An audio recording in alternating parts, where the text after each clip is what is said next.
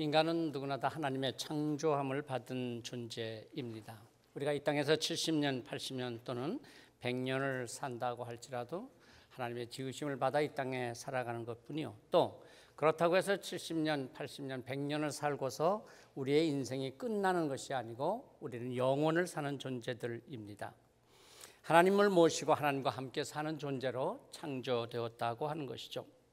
여러분에게 아주 중요한 퀴즈를 하나 내려고 합니다. 주방에서 사용하는 고무장갑이 그 손가락이 몇 개이죠? 5개입니다. 다음 문제를 드립니다. 왜 5개일까요? 왜 5개예요? 5개니까 5개지. 예, 우리의 손가락이 5개이기 때문에 장갑에도 5개의 손가락이 있는 것이죠. 왜요? 우리 손가락 5개를 다 놓여야 되니까. 굉장히 중요한 얘기인데 이거 잘 이렇게 이해를 못 하시나 봐요. 다음 문제를 하나 더 드리겠습니다. 하나님께서는 사람을 지으실 때 하나님의 형상을 따라 인간을 지으셨다고 했습니다. 왜 하나님께서는 인간을 하나님의 형상을 따라 지으셨겠습니까? 힌트, 장갑, 손가락 5개. 하나님 자녀니까. 언제 자녀를 먼저 자녀라 그랬어요? 아니죠. 하나님께서 사람의 속에 들어와 계셔야 하기 때문에 심오한 뜻을 이해하시고 끄떡끄떡 하시는 분에게는 은혜가 있을지어다. 네, 하나님을 모시고 살아가는 존재로 인간은 지음받았다라고 하는 것입니다. 하나님의 영이 들어오셔서 거하셔야 하는 인간의 삶, 인간의 존재. 그런데 하나님을 모시지 아니하고 다른 것들을 모시니까 문제가 발생하는 것이죠. 예를 들면 자동차에 휘발유를 넣도록, 그래야 자동차가 작동이 잘 되게 되어 있는데 만일 휘발유를 넣지 않고 다른 것을 넣습니다. 야, 콩기름이 좋대. 그래서 콩기름을 넣는다면 자동차는 작동이 안 될 뿐만 아니라 오히려 자동차를 망가뜨리고 마는 것이죠. 사람이 왜 분노하고 폭력하고 또 서로 속이고 미워하는 것이 무슨 이유 때문이겠습니까? 그 마음에 모셔야 할 하나님을 모시지 아니하고 다른 것을 모시고 있기 때문인 것이죠. 하나님께서 함께 하시기 원하셔서 하나님의 형상으로 지음받은 인간, 그래서 그 안에 성부, 성자, 성령 하나님께서 함께 거하시도록 지음받은 인간. 그런데 내 심령의 자리를 내어드려서 하나님의 영으로 충만한 삶을 살아야 하는데, 그래야 하나님께서 모세에게 말씀하셨던 것처럼 내가 너를 바로 앞에 신같이 되게 하리라, 세상 앞에서 하나님 같은 삶을 살 수 있는데 말입니다. 그래서 내가 살아있음이 하나님을 드러내는 삶이 되는 것이요, 내가 말하는 것이 하나님의 말씀을 전달하는 것이 되는 것이죠. 내가 가는 곳마다 하나님이 드러나고 하나님의 역사가 나타나고 생명의 역사가 나타납니다. 왜요? 하나님이 내 안에 함께 계시기 때문입니다. 그러나 하나님을 믿어도 다른 것을 집어넣고 사는 사람은 자꾸 불편한 게 나옵니다. 곁에 있는 사람 자꾸 불편하게 만들고 트러블을 일으킵니다. 하나님께서 계셔야 할 그 심령에 엉뚱한 것으로 채워져 있기 때문에 그런 것 아니겠습니까? 우리가 세례를 받을 때 어떤 결단을 합니까? 나를 내려놓고 하나님을 으뜸으로 모시고 살겠습니다. 결단합니다. 예수 그리스도를 나의 주님으로 모시고 그 주권을 인정하고 성령께서 내 안에 역사하시기 시작하면 바울 사도의 말 그대로 성전의 삶이 됩니다. 잃어버렸던 하나님의 형상을 회복하고 하나님의 아름다운 덕을 선포하는 왕 같은 제사장으로 살게 됩니다. 요셉처럼 생명을 살리는 자의 삶이 됩니다. 왜요? 하나님께서 사람을 그렇게 지으셨기 때문입니다. 왜 오늘 우리의 삶이 이렇게 힘듭니까? 왜 세상이 이렇게 시끄럽고 혼란스럽습니까? 사람이 그 마음에 하나님이 아니라 다른 것들을 모시고 있어서 그런 것입니다. 인간의 삶이 하나님을 모시고 사는 삶이라고 하는 것을 다른 말로 표현한다면 인간의 삶은 믿음과 사랑과 소망의 삶이라고 할 수 있습니다. 고린도전서 4장에서 말씀하신 대로 믿음, 소망, 사랑 이 세 가지는 항상 있을 것인데 그 중에 제일은 사랑이라고 했습니다. 믿음은 하나님께서 내 안에 들어오시는 통로가 됩니다. 하나님에 대한 믿음을 가질 때 하나님께서 내 안에 들어오십니다. 사랑은 내가 하나님을 모시고 살아가는 삶, 하나님과 함께 살아가는 삶이 됩니다. 그리고 소망은 그리스도의 부요하심, 하나님의 그 은혜 속에 들어가는 것, 기대하는 삶이 되는 것이죠. 오늘 골로새 말씀을 통해서 이 말씀을 좀 더 자세하게 생각해 보려고 합니다. 골로새 교회는 바울 사도가 직접 세운 교회가 아니었습니다. 에바브라가 세우고 목회를 했는데 바울 사도가 골로새 교회에 대한 좋은 소문을 들었습니다. 믿음으로 사랑으로 소망 가운데 열매 맺는도다라고 칭찬하듯이, 그래서 그 에바브라가 목회하는 골로새 교회를 칭찬하고 있습니다. 우리가 너희를 위하여 기도할 때마다 감사하노라. 이는 그리스도 예수 안에 너희의 믿음과 모든 성도에 대한 사랑을 들었으며 너희를 위하여 하늘에 쌓아둔 소망으로 말미암음이니라. 이 말씀을 읽다가 갑자기 우리 경서교회에 대해서는 하나님께서 뭐라고 말씀하실까 그런 생각이 들더라고요. 하나님께서 우리 경서교회 성도 여러분들의 우리의 믿음을 보시고 뭐라고 말씀하실까요? 하나님께서 우리에게 야 너희가 참 나를 사랑한다 그렇게 말씀하실까요? 아니 너희가 나에 대한 소망을 가지고 있구나 그렇게 말씀하실까요?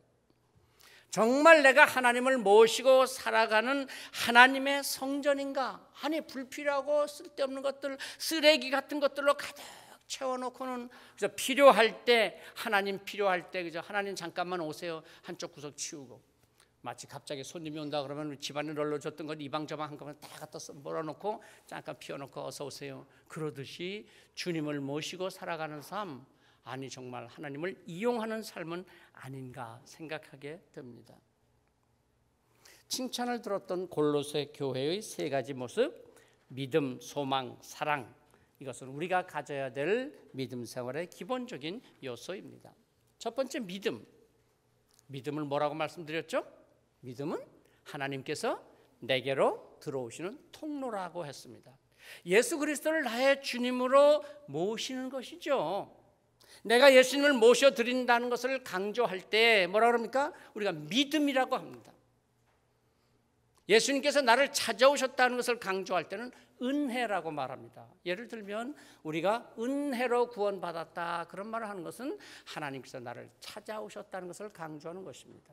내가 믿음으로 구원받았다 그렇게 말하는 것은 내가 나를 부르시고 찾아오신 하나님을 나의 구주로 모셔드렸다고 하는 것을, 영접했다는 것을 강조하는 말입니다.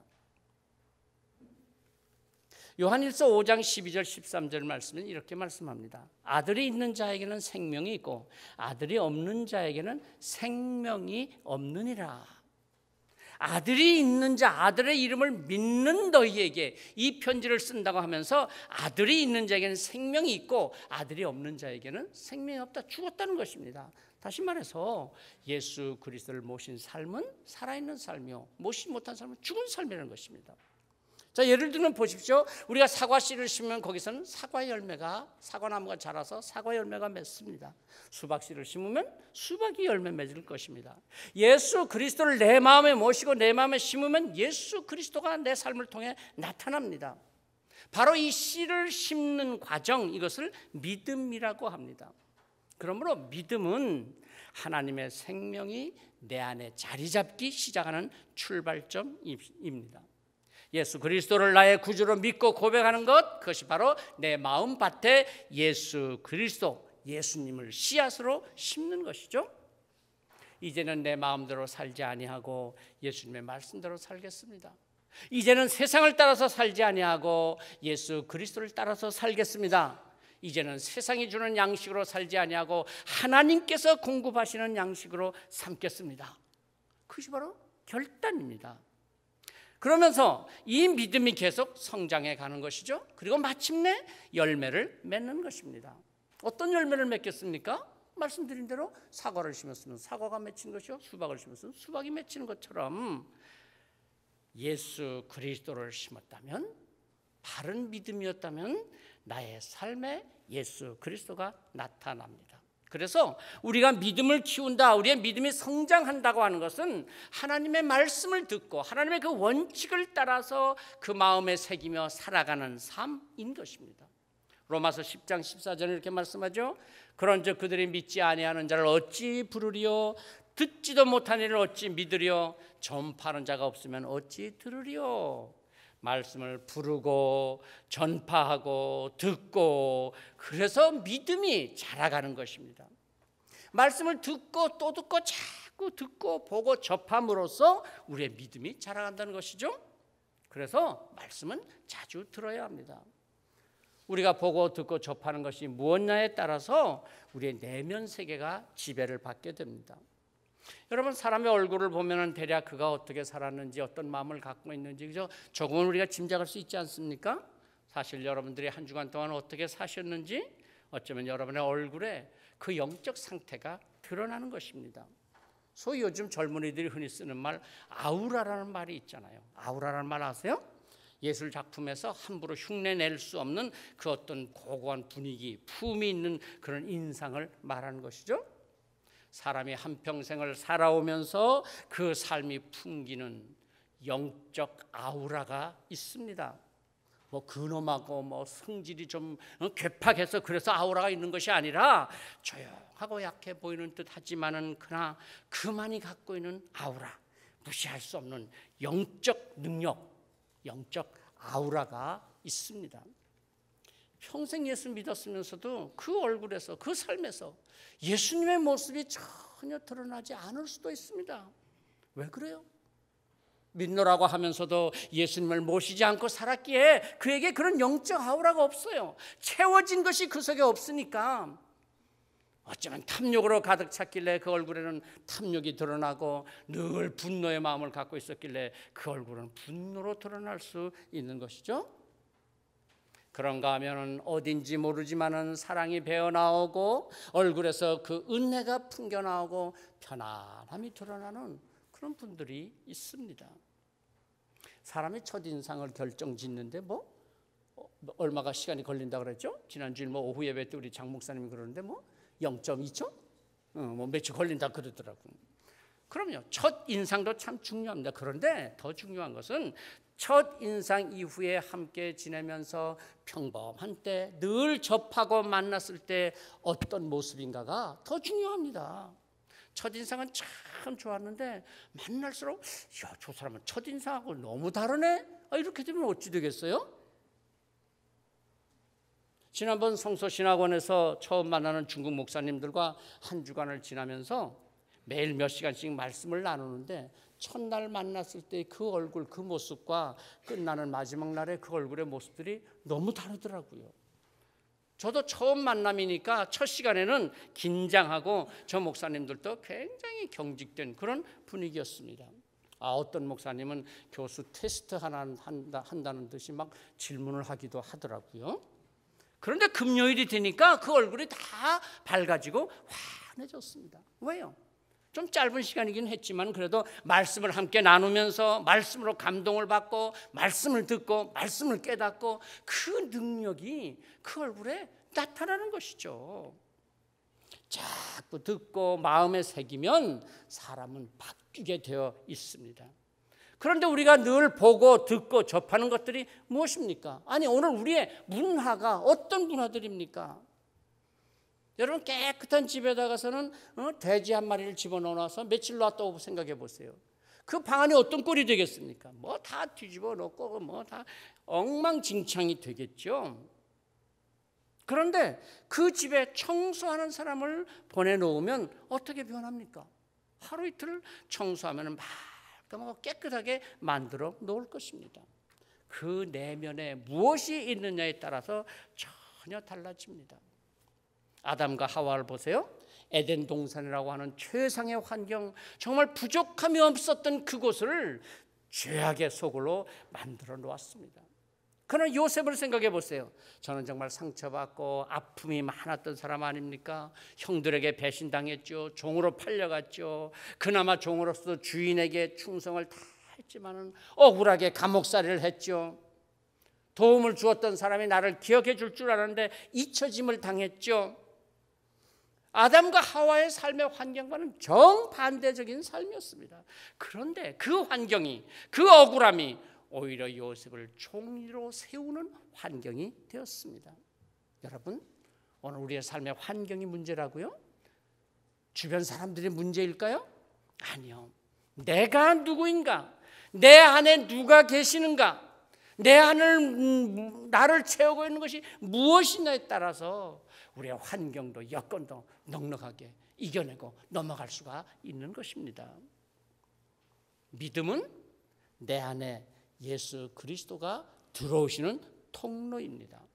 은혜가 있을 때, 기회가 주어졌을 때, 말씀을 들을 때 내 마음을 열고 말씀을 받아들이기 시작하면 우리의 내면이, 우리의 모습이, 우리의 삶이 바뀌기 시작하는 것입니다.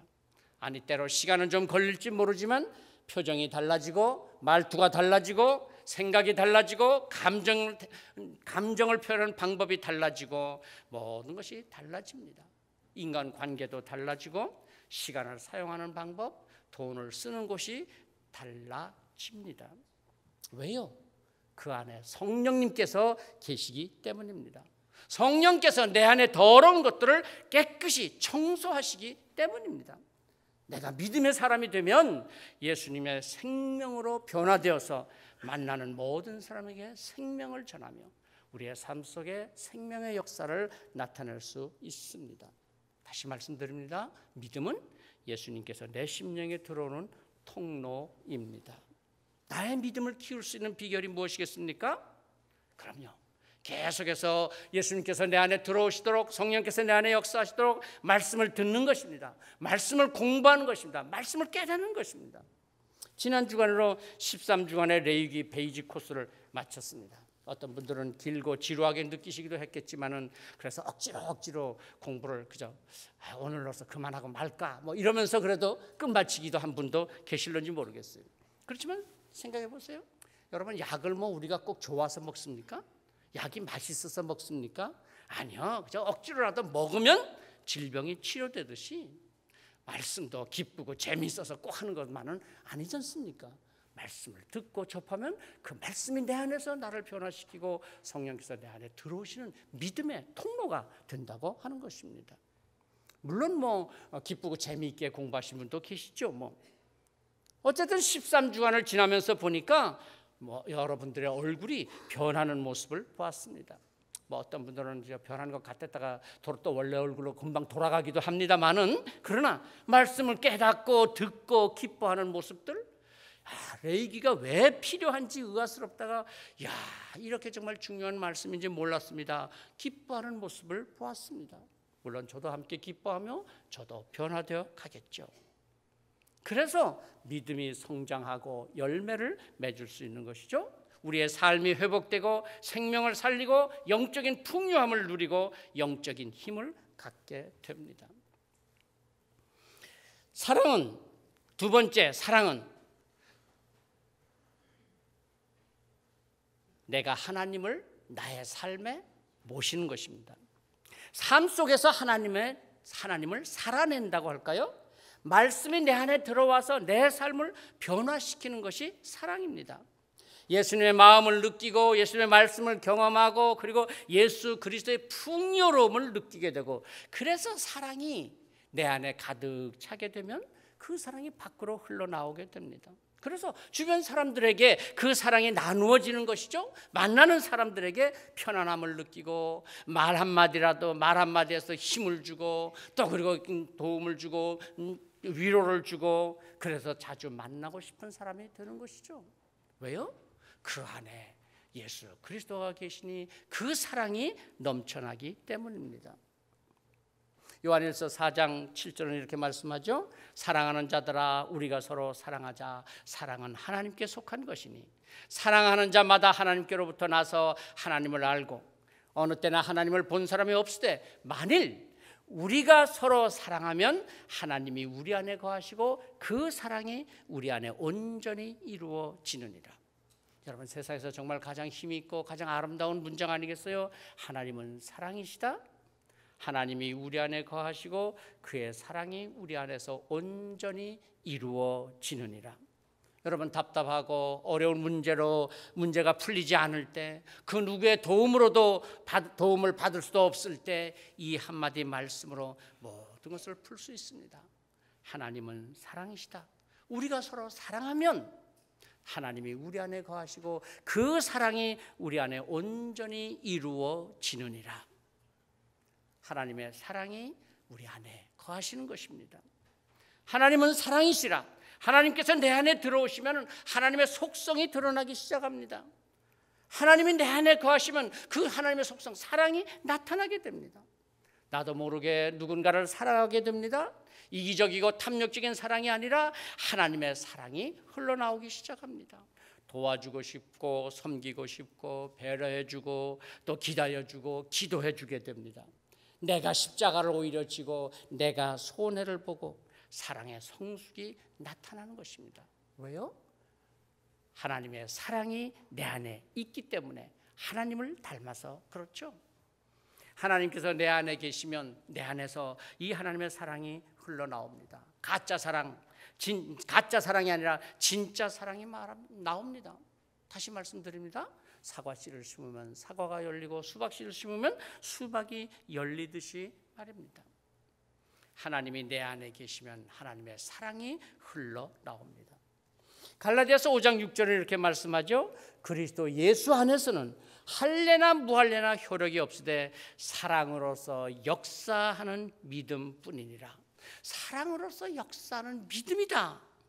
믿음이 뭐냐? 사랑으로 역사하고 그 능력을 나타낸다는 것입니다. 믿음은 사랑으로 열매를 맺습니다. 믿음이 성숙해서 자라가면 사랑으로 열매를 맺습니다. 무할례나 할례나 다 없다. 오직 사랑으로서 역사하는 믿음이 있을 뿐이다 라고 말씀합니다. 여러분, 도저히 감당이 어렵다고 생각되는 문제를 만났습니까? 그렇다면 사랑으로 덮어보십시오. 그 문제가 해결되기 전에 내가 먼저 변화되는 것을 깨닫게 될 것입니다. 하나님의 사랑이 어떻게 내게 다가왔습니까? 먼저는 부모님의 사랑으로 나에게 다가왔습니다. 그리고 그 다음에는 선생님, 어쩌면 유치원에서부터 초등학교, 중고등학교, 아니 대학에 이르기까지 만났던 스승님, 선생님들, 좋은 선생님을 만나서 그 선생님의 사랑을 받고 오늘까지 내가 자라온 것 아니겠습니까? 내가 교회를 떠나지 않고 그래도 이렇게 믿음 생활하는 건 내가 그래도 믿음이 좋아서 내가 잘 믿어서 그런 것일까요? 아니, 어쩌면 고마우신 부모님으로부터 좋은 믿음을 받고 감사하신 목사님, 좋은 신앙의 선배, 리더, 구역장, 믿음의 동력자, 오늘 내가 여기까지 살아오도록 여러모로 좋은 영향력을 주신 분들, 저들로부터 받은 하나님의 사랑이 내 인생을 이끌어 주었고 내 갈 길을 찾아 주었고 넉넉한 삶을 살아갈 수 있도록 이끌어 준 것이 아니겠습니까? 하나님의 사랑이 저들을 통해서 내게 흘러 들어왔기에 나 또한 하나님의 사랑이 흘러나갈 수 있는 것입니다. 내 안에 사랑이 없으면 어떻게 사랑할 수 있겠습니까? 사랑해야지. 내 안에 없는 사랑을 어떻게 할 수 있겠습니까? 하나님의 사랑이 내 안에 있을 때 저절로 그 사랑이 흘러나가게 됩니다. 그러나 또한 사랑만 흘러가는 것이 아니라 쓴뿌리도 함께 흘러갑니다. 부모의 사랑이 자녀에게 흘러가듯이 부모의 아픔이 자녀에게 흘러가고 결국 그의 삶에서 드러나게 됩니다. 목사의 영성이 교인들에게 흘러가듯이 또한 목사의 어떤 고통도 그대로 흘러갑니다. 그리고 그대로 삶에 드러납니다. 언어로, 행동으로, 어떤 인간의 관계로, 삶의 스타일로 그대로 나타납니다. 우리가 하나님을 믿는다, 하나님의 사랑을 받는다, 무엇으로 증거할 수 있습니까? 그럴듯한 말 가지고 됩니까? 물질을 가지고 됩니까? 아는 것이 많아서가 아닙니다. 우리의 삶입니다. 사랑하는 삶, 때로는 양보하고 섬기고 헌신하고 배려하고 나누어주는 삶, 하나님의 사랑으로 움켜쥐고 조종하고 욕망을 갖는 사랑이 아니라 하나님의 사랑으로 생명을 살리고 평화를 이루고 풍요롭게 해주는 그 사랑, 그 삶으로 드러나게 되는 것입니다. 우리가 우리 자신에게 한번 물어보십시다. 나는 지금까지 누구를 얼마나 사랑했는지, 나는 어떤 심령을 살렸는지, 하나님의 생명을 살리는 하나님의 사랑이 내 안에 있다면 내가 얼마나 생명을 살리는 일을 했는지, 절망에서 희망으로, 좌절에서 용기로, 허무에서 보람으로, 참 사랑은 사람을 살립니다. 우리의 육체적인 삶도 보세요. 어린아이가 성장해서 배우자를 만나고, 그래서 서로 사랑해서 가정을 이루고 자녀가 태어나고, 그들이 또 서로 사랑하고 잘 양육하고, 그래서 그들의 삶이 다음 또 이어지잖아요. 바통을 넘겨줍니다. 그러면 그가 또 인생의 길을 또 이어갑니다. 우리의 영적 삶도 그렇지 않습니까? 어쩌다가 교회를 만나고 목자를 만나고, 또 그리고 자라서 내가 한 영혼을 섬깁니다. 영적 리더가 됩니다. 장로가 되고 권사가 되고 집사가 되어서 소그룹을 인도하고 신앙의 본을 보여주면서 한 세대를 이어갑니다. 아브라함의 하나님이 이삭의 하나님이 되고, 이삭의 하나님이 야곱의 하나님이 되고, 야곱의 하나님이 요셉의 하나님이 되고, 한 세대가 가고 또 한 세대가 가면서 하나님의 사랑이 대대로 흘러가는 것입니다. 자, 세 번째, 소망의 열매입니다. 소망은 하나님의 약속을 이루는 것이고 하나님의 축복에 들어가는 것입니다. 자, 오늘 말씀 5절 6절을 보십시오. 너희를 위하여 하늘에 쌓아둔 소망으로 말미암음이니 곧 너희가 전에 복음의 진리의 말씀을 들은 것이라. 이 복음이 이미 너희에게 이름에 너희가 듣고 참으로 하나님의 은혜를 깨달은 날부터 너희 중에서와 같이 또한 온 천하에서도 열매를 맺어 자라는도다. 너희를 위하여 하늘에 쌓아둔 소망이 있어서 복음 진리의 말씀을 들은 날부터 오늘까지 열매를 맺어 가고 있도다. 여러분의 소망은 무엇입니까? 사람은 누구나 다 소망을 가지고 살아갑니다. 오늘 하루에 소망이 있고 내일의 소망이 있고 한 달 한 해 먼 미래의 소망을 가지고 살아갑니다. 나는 무슨 소망으로 살아갑니까? 에베소 4장 13절 15절은 이렇게 말씀합니다. 우리가 다 하나님의 아들을 믿는 것과 아는 일에 하나가 되어 온전한 사람을 이루어 그리스도의 장성한 분량이 충만한 데까지 이르리니 오직 사랑 안에서 참된 것을 하여 범사에 그에게까지 자랄지니라. 그리스도의 장성한 분량이 충만한 데까지 이르고 싶다. 우리의 소망의 목표는 바로 여기 있습니다. 예수 그리스도입니다. 그리스도의 장성한 분량이 충만한 데까지, 그리스도의 그 부요하심과 그리스도의 그 축복이 가득한 그 자리에까지 우리가 이루고 싶다. 오직 사랑 안에서 참된 것을 하여 범사에 그에게까지 자랄지라. 우리의 가장 큰 소망은 예수 그리스도에게 도달하는 것입니다. 그리스도를 닮아가는 것입니다. 예수 그리스도의 그 부요하심에 들어가는 것입니다. 예수 그리스도로 열매 맺는 삶입니다. 그래서 그리스도를 나의 소망이라고 말할 수 있는 것이죠. 나도 예수님처럼 살고 싶습니다. 나도 예수님을 닮고 싶습니다. 정말 우리가 이렇게 말할 수 있다면 이것이 바로 우리의 산 소망입니다.